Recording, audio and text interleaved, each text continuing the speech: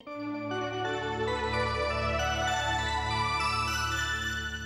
जी, महारानी जी, महारानी जी बधाई हो। राजकुमार प्रहलाद गुरुकुल से आ रहे हैं। सच?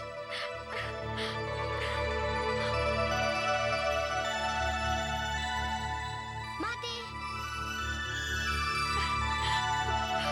पुत्र, कितने दिनों से तेरे आने की प्रतीक्षा में मैं एक एक घड़ी गिन रही थी। कैसा है तू पुत्र? मैं सकुशल हूँ माते। गुरुकुल के कठोर जीवन ने मेरे पुत्र को कितना कुम्हला दिया है। गुरुकुल का जीवन कठोर होता है माते, परंतु इस कठोरता में आनंद ही आनंद है। बस कुछ याद आता था तो तुम्हारे हाथ का भोजन। जब भी मैं भोजन करता था मेरे सामने तुम्हारा मुख आ जाता था। हाय मेरा पुत्र, अब मैं नित दिन तुझे अपने हाथों से भोजन कराऊंगी। पुत्र, तेरी देखभाल तो मैं स्वयं करूंगी। महारानी की जय हो। सभागार से महाराज का संदेश आया है। उन्हें राजकुमार के आने की सूचना मिल चुकी है। वे चाहते हैं कि कुमार से वे सभागार में ही मिलें। चलो ये भी अच्छा हुआ, इसी समय महाराज से भेंट हो जाएगी। चलो पुत्र।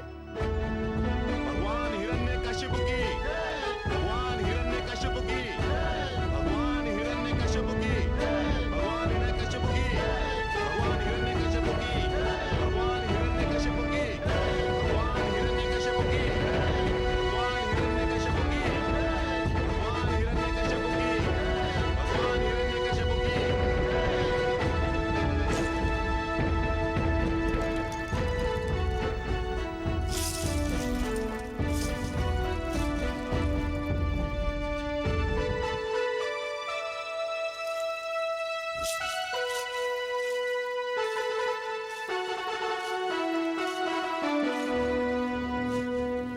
भगवान हिरण्यकशिपु की जय हो।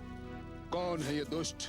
भगवान, इन दुष्टों को हमने बार बार टोका, आपका आदेश सुनाया, चेतावनी भी दी, किंतु इन्होंने विष्णु की पूजा नहीं बंद की। महापाप।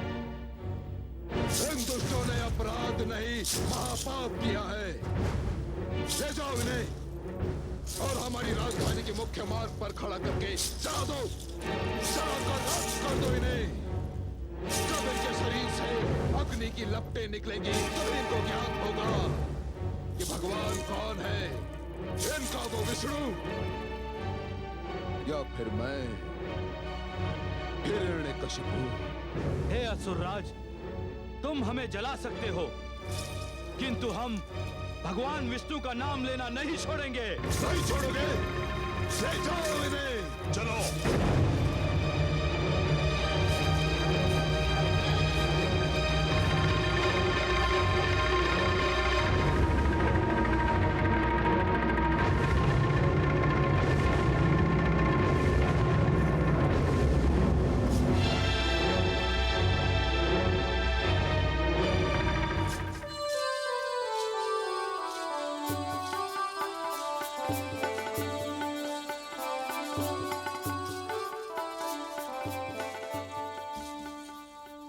पिताश्री, प्रहलाद,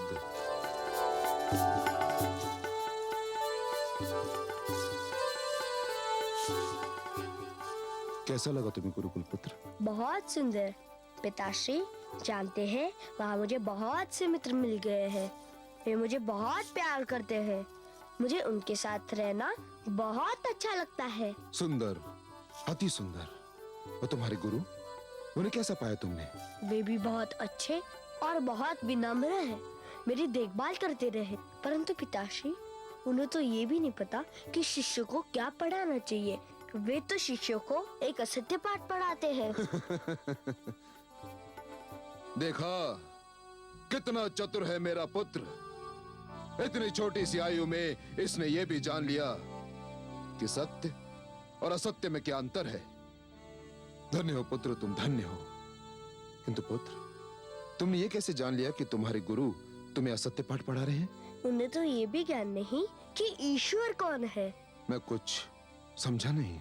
वे मुझे गुरुकुल में बने मंदिर ले गए और आपकी मूर्ति दिखाकर कहने लगे कि ये ईश्वर है। इनकी पूजा करो। और तुमने क्या कहा? मैंने कहा कि ये मेरे पिताश्री की मूर्ति है, ये ईश्वर नहीं है, ईश्वर कोई और है।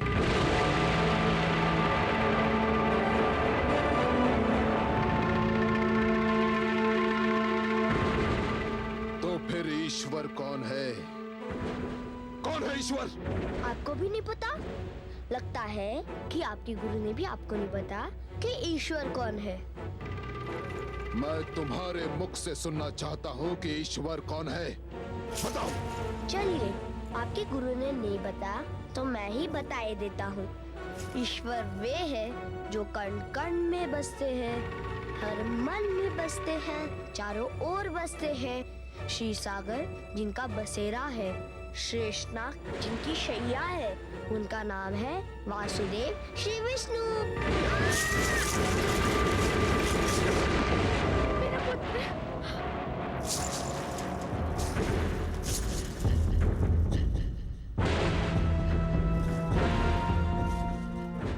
किसने दी इस बालक को ये विश्व भरी शिक्षा? कहाँ है इसके मूर्ख और निकम्मे शिक्षक? कहाँ है वो? देखा कमल नयन, वही हुआ जिसका मुझे भय था। हिरण्यकशिपु ने पुत्र प्रहलाद पर अपने प्रकोप का द्वार खोल दिया है। अत्याचार आरंभ हो गया है। इतने प्यारे और कोमल बालक को निर्दयता से उठाकर फेंकते हुए उस दुष्ट को दया नहीं आई।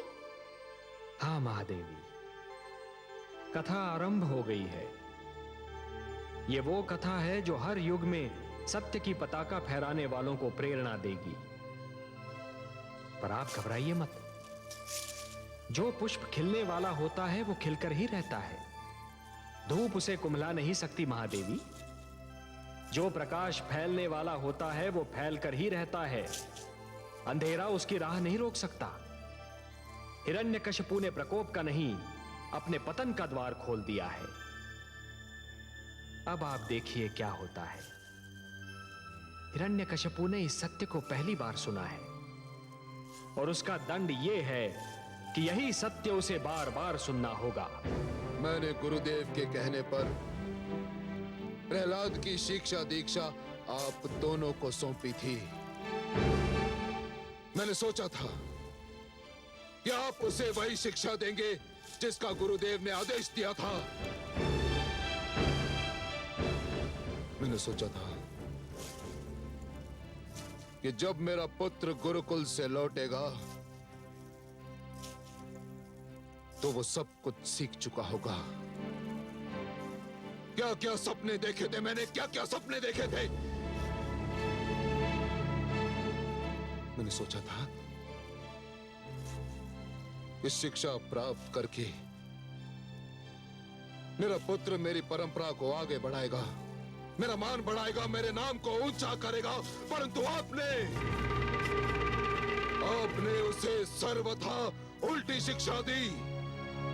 उसे वो नाम बताया जिसे सुनकर मेरे कानों में विष खुल जाता है, मेरे तन मन में आग लग जाती है, और वो नाम है विष्णु विष्णु विष्णु। भगवान, बस मैं कुछ नहीं सुनना चाहता, कुछ नहीं। ले जाइए उसे और उसके मस्तिष्क में भरे कूड़े करकट को निकाल बाहर कीजिए और उस मूर्ख को बताइए ईश्वर कौन है। कौन है ईश्वर? मैं आप दोनों को अंतिम बार क्षमा कर रहा हूं, अंतिम बार समय दे रहा हूं। उस मूर्ख का भ्रम दूर कीजिए। यदि ना किया तो आप दोनों मेरे दंड से बच नहीं पाएंगे।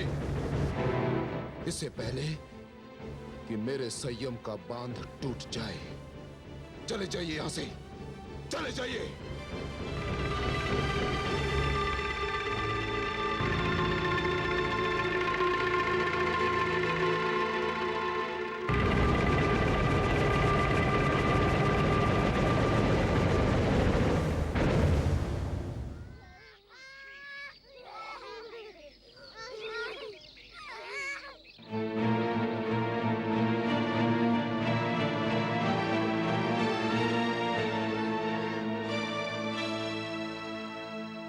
यह तुम्हारी शैया है राजकुमार।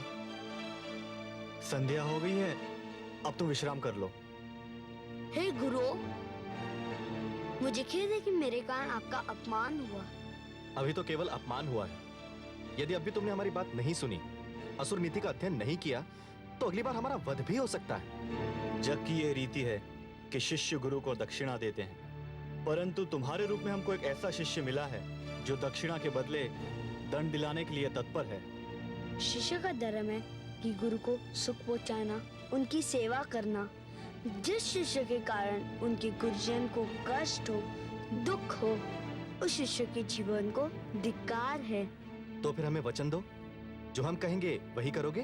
मैं ये वचन तो नहीं दे सकता, परंतु मैं ये वचन अवश्य दे सकता हूँ कि मेरे कारण आपको कभी कोई कष्ट नहीं होगा। तुम्हारे मुख से कभी तो इतने मधुर बोल निकलते हैं कि मन प्रसन्न हो जाता है, और कभी ऐसे कटु वचन बोलते हो कि हमारे प्राण सूख जाते हैं। कटु वचन? मैं कभी कटु वचन नहीं बोलता। आप सत्य वचन को कटु वचन क्यों कहते हैं? हाँ हाँ वही, परंतु तुम्हारा सत्य हमारे विचारों से मेल नहीं खाता। वह इसलिए गुरुजन कि मेरी और आपकी विचारधारा में अंतर है। परंतु आप चिंता ना करें, मैं अपने विचारधारा का सारा उत्तरदायित्व तो अपने सिर ले लूंगा। आप पर कभी आँच नहीं आने दूंगा, यह मेरा वचन है। ठीक है, अभी विश्राम करो। भोर होने पर देखेंगे कि तुम हमको भगवान हिरण्यकश्यप के प्रकोप से कैसे बचाते हो। चलो भ्राताशण।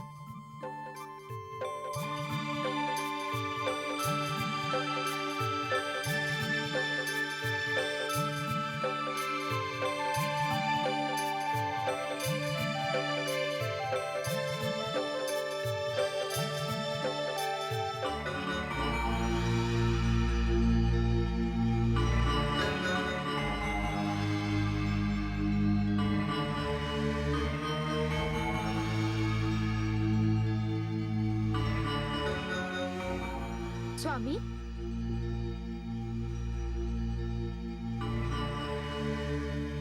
आप अभी तक नहीं सोए? नींद नहीं आ रही है महारानी। तुम्हारे पुत्र ने मेरी आंखों की नींद छीन ली है। मेरा पुत्र? क्या वो आपका पुत्र नहीं? यही तो खेद है महारानी कि मेरा ही पुत्र मुझी से विद्रोह कर रहा है। मेरा ही रक्त मुझी को ललकार रहा है।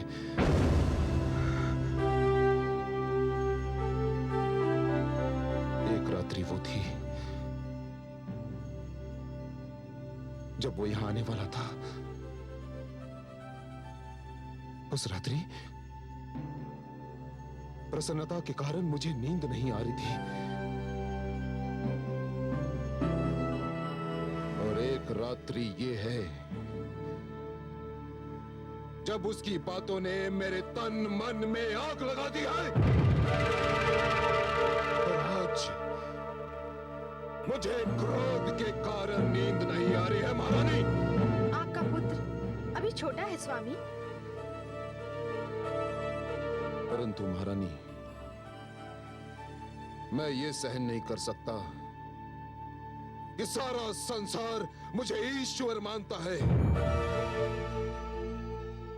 और मेरा ही पुत्र अपने मन में विष्णु की मूर्ति बसाए बैठा है। विष्णु की मूर्ति हट धर्मी पर तुला हुआ है वो। यह बालहट है, और बालहट का उत्तर क्रोध से देना उचित नहीं स्वामी। हम उसे प्यार से समझाएंगे तो वो अवश्य मान जाएगा। पुत्र है, उस पर प्यार भी आता है, किंतु विद्रोही है, इसलिए उस पर क्रोध भी आता है। मुझे भय है महारानी, कहीं मेरा क्रोध मेरे प्यार की सीमा को लांघ ना जाए। उसे मुझे ईश्वर मानना ही होगा। ऐसा ही होगा स्वामी। आप उसके गुरुजनों पर भरोसा कीजिए। महारानी, और यदि ऐसा नहीं हुआ तो पुत्र प्रहलाद की मृत्यु निश्चित है, निश्चित है, निश्चित है।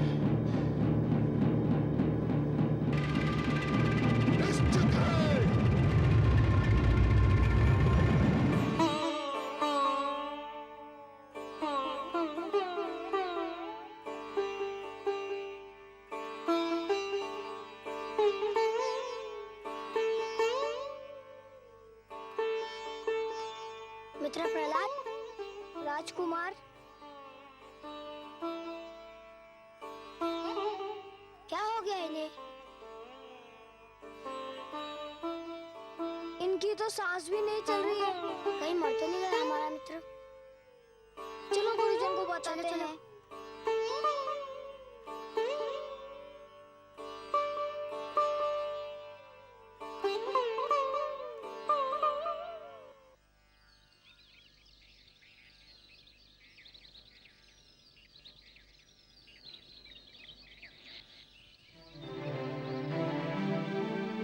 गुरुदेव शीघ्र चलिए, राजकुमार प्रहलाद को कुछ हो गया।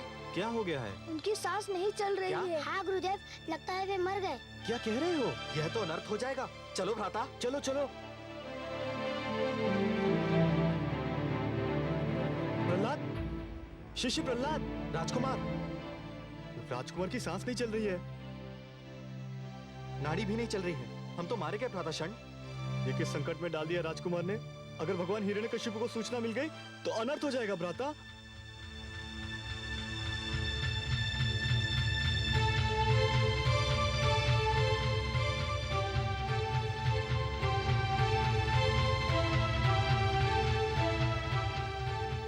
क्या हुआ? आप लोग इतने भयभीत क्यों दिखाई दे रहे हैं? भयभीत? आपने तो हमारे प्राण ही संकट में डाल दिए थे। क्यों? हम तो समझे थे कि आपको कुछ हो गया है। कुछ नहीं हुआ था मुझे। कुछ नहीं? परंतु यह सब क्या था? हे गुरुजन, आप लोग अकारण घबरा गए। कुछ नहीं हुआ था मुझे। मैं तो केवल योगाभ्यास कर रहा था। योगाभ्यास? हाँ, इसे शवासन कहते हैं। शवासन? हाँ, इसे योग मुद्रा भी कहते हैं। इसमें श्वास को भीतर ही खींचकर भीतर ही रोक लिया जाता है और प्राणों को शरीर के ब्रह्मांड में अर्थात मस्तिष्क में स्थिर कर दिया जाता है। इससे शरीर और मस्तिष्क दोनों को शक्ति मिलती है। हे कमल नयन, क्षण भर के लिए तो मैं भी स्तब्ध रह गई। मुझे अचरज हो रहा था कि पुत्र प्रहलाद की जीवन लीला इतनी शीघ्र कैसे समाप्त हो गई। महादेवी, पुत्र प्रहलाद की जीवन लीला अभी तो आरंभ ही नहीं हुई है, तो वो समाप्त कैसे होगी? प्रहलाद प्राणायाम का अभ्यास कर रहा था। प्राणायाम जो योग क्रिया का एक अंश है, श्वास पर नियंत्रण पाने का गुर है। और हे देवी, श्वास जीवन का दूसरा नाम है। जो श्वास पर नियंत्रण पा लेगा वो जीवन पर नियंत्रण पा लेगा। ये सब पुत्र प्रहलाद को देवर्षि ने सिखाया था। हाँ महादेवी, देवर्षि ये जानते हैं कि इस योग क्रिया का महत्व आने वाले युगों में जाकर ही जान पड़ेगा। आने वाले युगों में धरती पर जनसंख्या इतनी बढ़ जाएगी, इतने नित नए आविष्कार होंगे कि वातावरण दूषित हो जाएगा, प्राणवायु विषैली हो जाएगी। और उस समय श्वास पर यह नियंत्रण मानव के लिए बहुत उपयोगी सिद्ध होगा। आप सत्य कह रहे हैं सर्वाकी। आने वाले युगों में योग क्रिया हर समुदाय, हर वर्ग के स्त्री पुरुषों के लिए स्वस्थ जीवन का आधार बन जाएगी। और प्रहलाद के लिए तो यह और भी आवश्यक है महादेवी, क्योंकि अब उसके जीवन में जो घटनाएं घटने वाली हैं, उनमें उसकी ये योग क्रिया ही उसका साथ देगी। प्राणायाम, श्वास पर यह नियंत्रण भू जल वायु हर स्थान पर काम आता है। और उसने ये नियंत्रण क्रिया स्वयं देवर्षि से सीख ली है।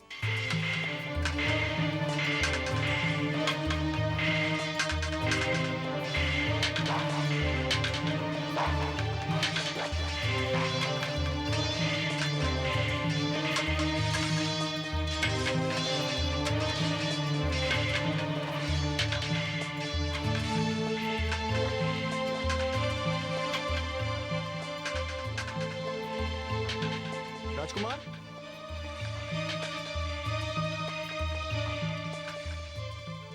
हे गुरुदेव, मैं आपसे कितनी बार विनती कर चुका हूँ कि आप मुझे शिष्य के घर बुलाया करें, राजकुमार नहीं। चलो यूं ही सही, परंतु तुम दूसरे असुर बालकों की भांति शस्त्र विद्या में रुचि क्यों नहीं लेते? हे गुरुजन, शस्त्र विद्या जितनी सीखनी आवश्यक है मैं सीख चुका हूँ। शस्त्र विद्या के नाम पर ये बालक जो कुछ सीख रहे हैं वह मन को हिंसा की ओर खींचता है, और मुझे हिंसा में कोई रुचि नहीं। परंतु शिष्य जिनके हाथों में शस्त्र होते हैं वही तो वीर कहलाते हैं। शस्त्र उनके हाथों में होते हैं जिनके मन में भय का वास होता है। जिनके मन में भय नहीं होता उनके हाथों को शस्त्र की आवश्यकता नहीं होती। तुम तो विचित्र नीति बता रहे हो शिष्य। शस्त्र तो शक्ति का प्रतीक होता है।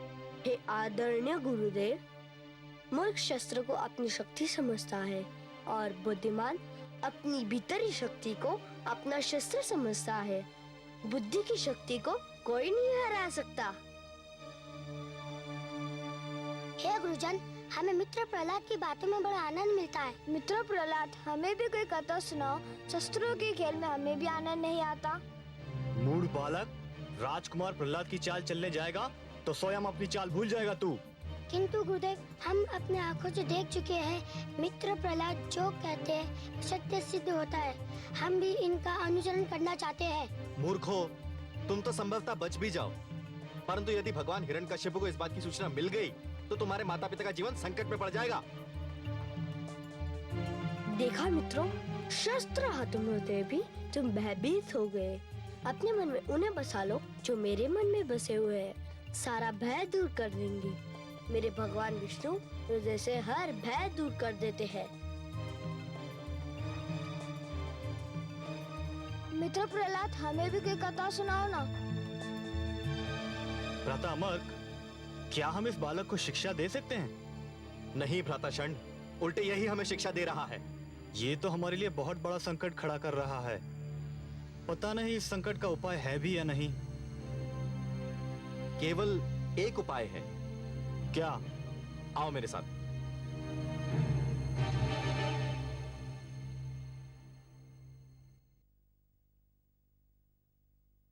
महारानी की जय हो। गुरुकुल से गुरु षंड और गुरु अमर्क आए हैं और आपसे मिलना चाहते हैं। इस समय इतनी रात्रि को? कहते हैं कोई बहुत आवश्यक कार्य है। ठीक है, भेज दो। जी महारानी।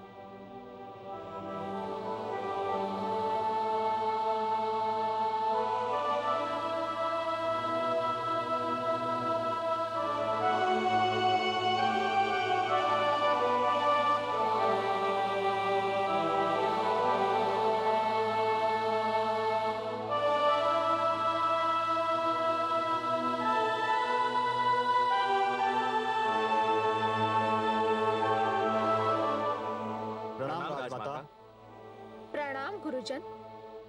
सब कुशल तो है ना? कुशल होता तो इतनी रात्रि को आपको कष्ट देने का साहस नहीं करते राजमाता।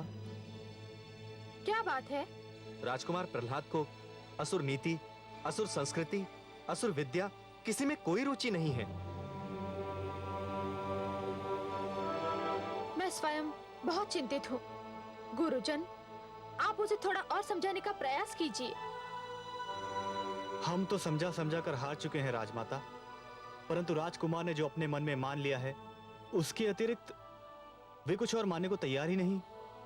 राजमाता, हमें भय है कि भगवान हिरण्यकश्यप ने राजकुमार प्रहलाद की बातें सुन ली तो वे समझेंगे कि हमने उन्हें यह शिक्षा दी है, जबकि इसमें हमारा कोई दोष नहीं है। यही नहीं राजमाता, हमें भय है एक नया संकट भी खड़ा होने वाला है। हाँ राजमाता, राजकुमार प्रहलाद विष्णु को अपना ईश्वर मानते हैं और उनकी देखा देखी बाकी विद्यार्थियों पर भी रंग चढ़ने लगा है। हमारे असुर शिष्य भी असुर धर्म से दूर होते जा रहे हैं राजमाता। समस्त विद्यार्थी उनके रंग में रंगते जा रहे हैं। भगवान हिरण्यकश्यप को सूचना मिल गई तो अनर्थ हो जाएगा राजमाता। समझ में नहीं आता, क्या करूं? हे राजमाता, राजकुमार आपसे बहुत प्रेम करते हैं। आप चलकर उन्हें समझाएं। हमें विश्वास है कि वे आपकी अवश्य सुनेंगे। हम यही विनती लेकर आपके पास में आए थे। आप कहते हैं तो मैं आपके साथ अवश्य चलती हूँ, उसे सीधी राह पर लाने का प्रयास करती हूँ। धन्य है राजमाता।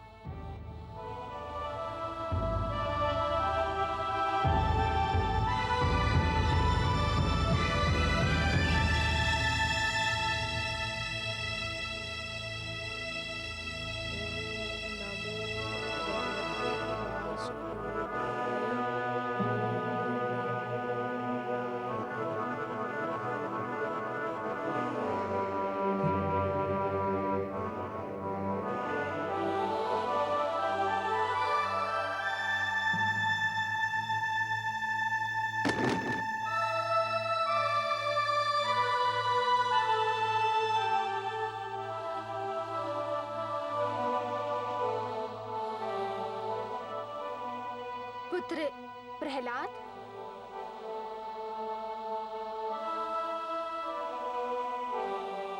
माते,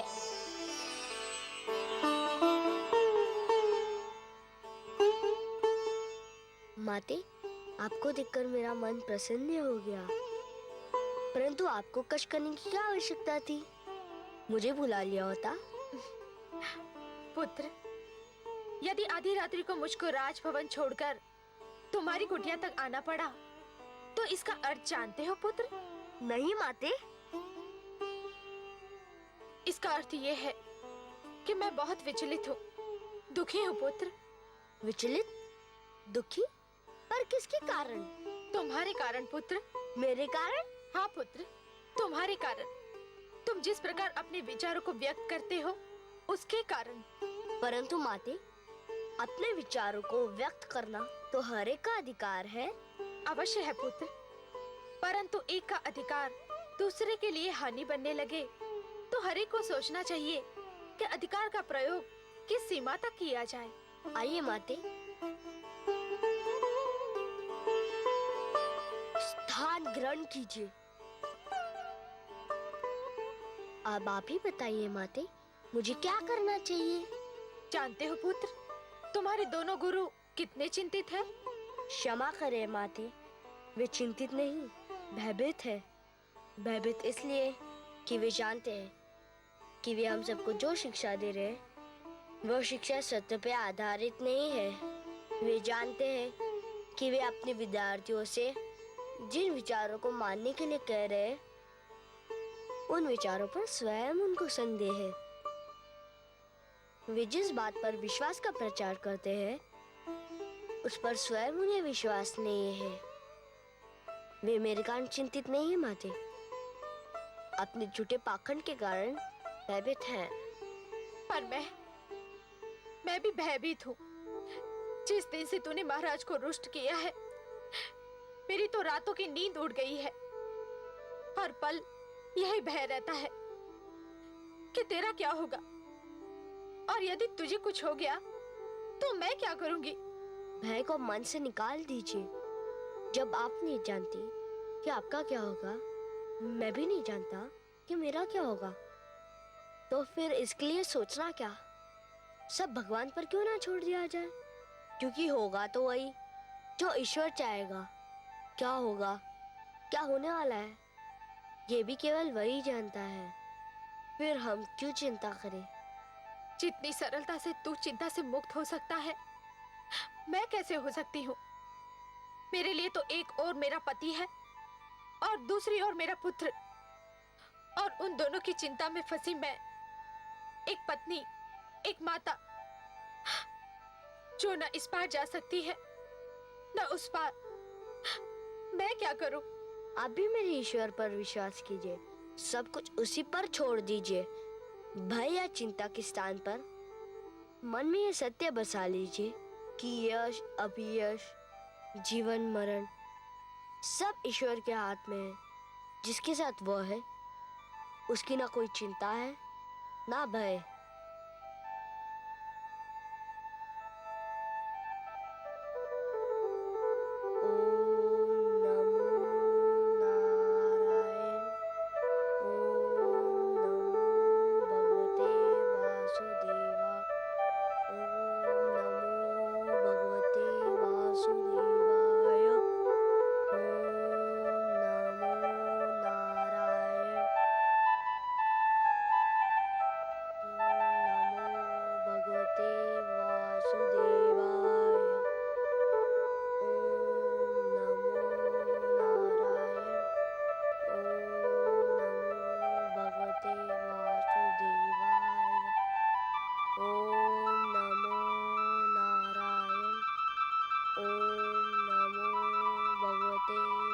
वासुदेवाय।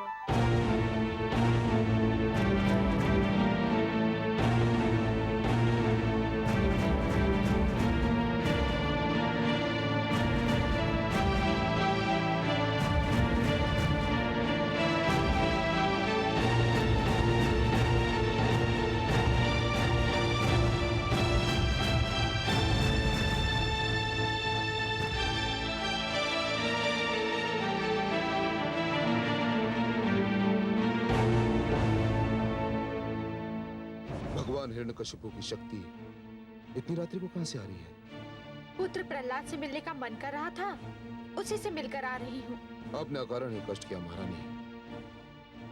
मैं स्वयं कल उसे अपने सभागार में बुलाने वाला हूँ। कल? नहीं स्वामी, इतनी शीघ्र मत बुलाइए उसे। उसकी शिक्षा में बाधा आएगी। अभी कुछ दिन और उसे गुरुकुल में ही रहने दीजिए। इसका अर्थ ये हुआ कि उसे मिलने के पश्चात आपको ये ज्ञात हुआ कि वो गुरुकुल में वो कुछ नहीं सीखा जो उसके गुरु उसे सिखाना चाहते थे। ऐसा नहीं है स्वामी, पर उसे थोड़ा समय और मिलना आवश्यक है। नहीं महारानी, मैं और अधिक समय नहीं दे सकता। ये प्रश्न भगवान हिरण्यकशिपु के मान सम्मान का है। ये प्रश्न हमारे अभिमान का है। मैं कल ही सेनापति अश्वमित्र को भेजकर प्रहलाद को सभागार में बुलाने का आदेश देता हूं।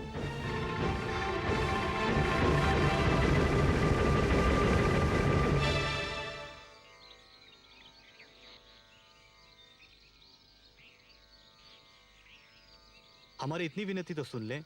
आप भगवान हिरण्यकशिपु की प्रार्थना करें या ना करें, उनकी स्तुति तो कंटेस्ट कर लें।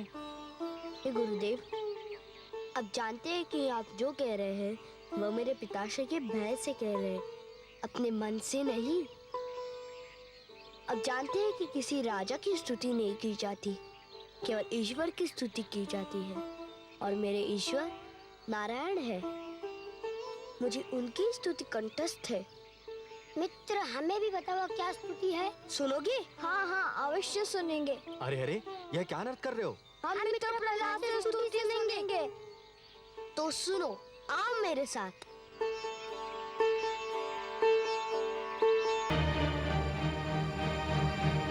प्रहलाद, ये तुम क्या कर रहे हो? राजकुमार, राजकुमार की जय हो।